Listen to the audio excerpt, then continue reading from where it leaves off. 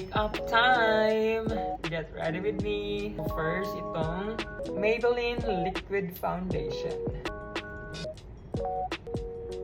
Next is itong S. Rich Hand Concealer.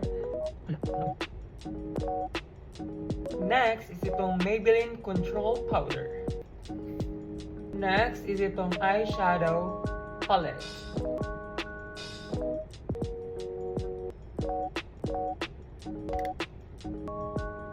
Signature face palette.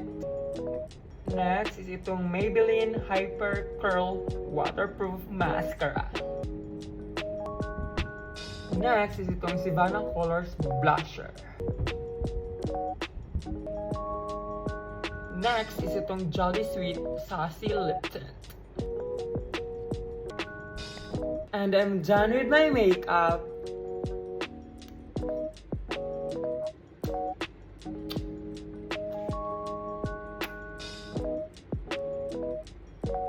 Yan siya.